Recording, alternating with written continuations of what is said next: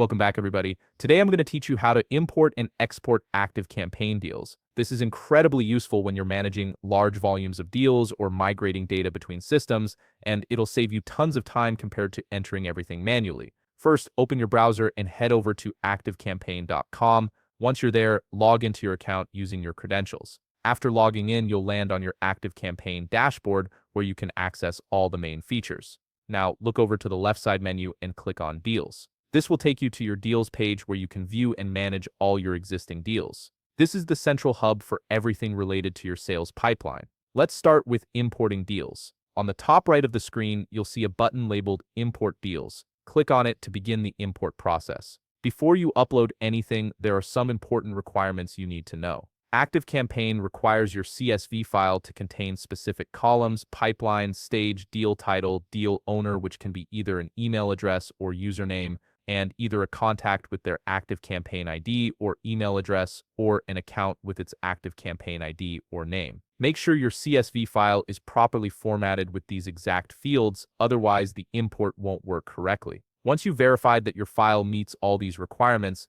click Select a File and choose your CSV document from your computer. After selecting it, ActiveCampaign will begin processing your file. You'll see a progress indicator, so just wait patiently while it uploads and validates your data. This might take a moment depending on how many deals you're importing. When the processing is complete, click Import to finalize, bringing all those deals into your system. Your deals will now appear in your ActiveCampaign pipeline. Now let's move on to exporting deals. On the right side of your deals page, you'll notice a 3-line icon. Click on it to change your view of the deals. This gives you more control over how you see and select your deals. Next, you'll see checkboxes beside each deal title. Go ahead and check the boxes next to the deals you want to export. You can select as many as you need.